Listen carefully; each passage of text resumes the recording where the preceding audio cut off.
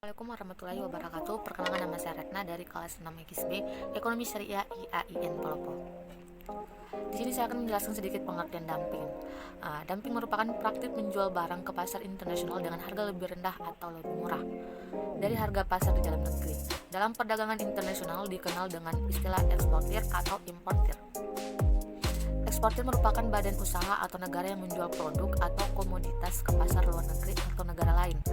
Sementara importir adalah badan usaha atau negara yang membeli produk atau komoditas dari luar negeri atau dengan negeri lain. Praktik dumping seringkali diduga dilakukan oleh eksportir yang menjual produknya ke negara lain dengan tingkat harga yang lebih murah baik di pasar dalam negeri, negara importir maupun eksportir. Sebagaimana diketahui bahwa negara-negara yang tergabung dalam WTO telah menyepakati diadakannya perdagangan bebas. Hal ini memberi indikasi bahwa setiap hambatan dalam perdagangan internasional baik yang berbentuk tarif maupun non-tarif harus dihapuskan. Perdagangan internasional bukanlah hal baru. Praktik perdagangan internasional bahkan telah dilakukan sejak berabad-abad yang lalu. Namun dalam beberapa dekade terakhir muncul istilah dumping dalam perdagangan internasional. Selanjutnya saya menjelaskan sedikit kebijakan bilateral. Selanjutnya saya akan menjelaskan kebijakan bilateral yang ada di Indonesia. Indonesia sendiri bergabung bekerjasama dengan Korea Selatan demi menekan dampak wabah virus corona yang semakin meluas. Maka pemerintah Indonesia mempererat kerjasama bilateralnya dengan Korea Selatan. Kerjasama ini dilakukan karena Menteri Koordinator atau Menko bidang perekonomian Airlangga Hartarto menilai negeri ginseng tersebut berhasil menekan virus kurva dari jumlah korban COVID-19. Sejauh ini jumlah kasus baru di Korea Selatan sudah berkurang signifikan dan jumlah yang sembuh pun semakin meningkat. Jadi, Airlangga menilai bahwa Korea Selatan dapat dijadikan role model yang baik bagi keberhasilan dalam menangani pandemi. Selanjutnya, saya akan menjelaskan geopolitik ekonomi Amerika Serikat dan Cina yang ditulis oleh Fahmi Fahruroji.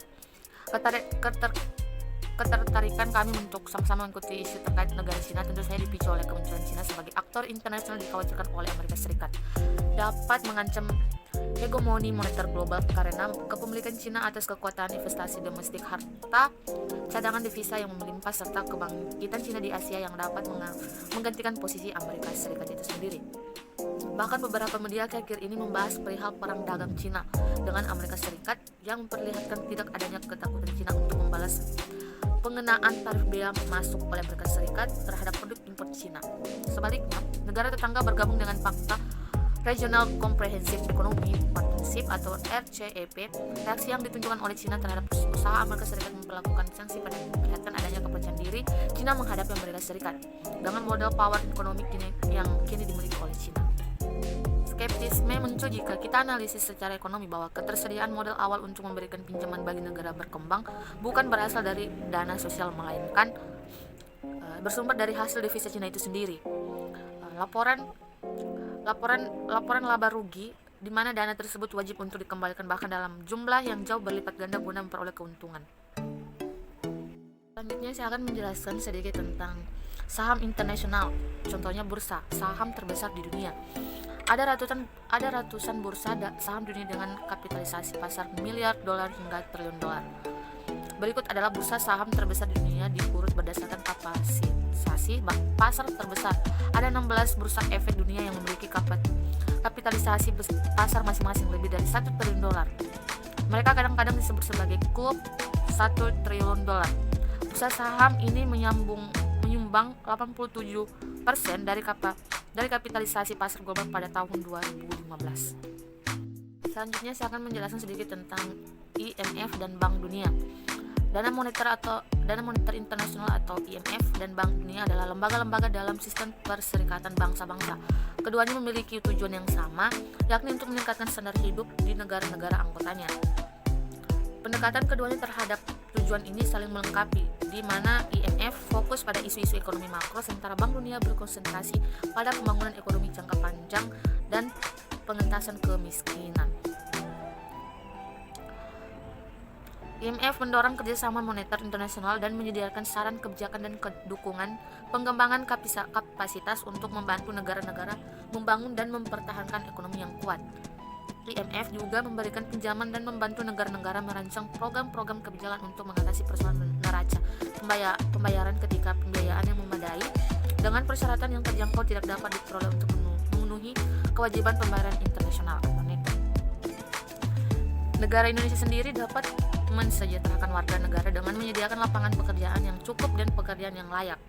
Hal ini dapat membantu masyarakat untuk menafkahi keluarga dan memenuhi kebutuhan hidupnya. Namun kenyataannya tak sebanding dengan keinginan yang telah diimpikan. Memang angka pengangguran telah turun dari angka 5,13% di tahun 2018 menjadi 5,01% di tahun 2019. Tapi tetap saja bila dihitung dari sekian banyaknya penduduk Indonesia, lapangan pekerjaan yang disediakan pemerintah ternyata belum cukup memenuhi. Ini yang terakhir, saya akan menjelaskan sedikit tentang World Economic Forum lansir peringkat kualitas SDM dunia. Ini peringkat Indonesia. Saat ini sumber daya manusia atau SDM menjadi semakin penting berkat perubahan paradigma. Faktor utama produksi yang tidak lagi didominasi oleh produk fisik dan perubahan menjadi produk-produk kreativitas manusia. Pendidikan menjadi kreativitas manusia, pendidikan menjadi semakin krusial dan lapangan kerja semakin kompetitif. Global Human Capital Report 2017 mengkaji kualitas sumber daya manusia 130 negara.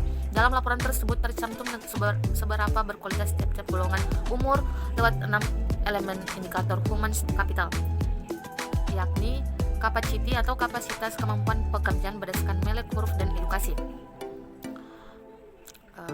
tingkat pengetahuan dan kemampuan pekerjaan serta ketersediaan sumber daya. Berdasarkan 4 indikator tersebut, WF kemudian melakukan pemeringkatan untuk mencari negara-negara mana yang lebih berharga.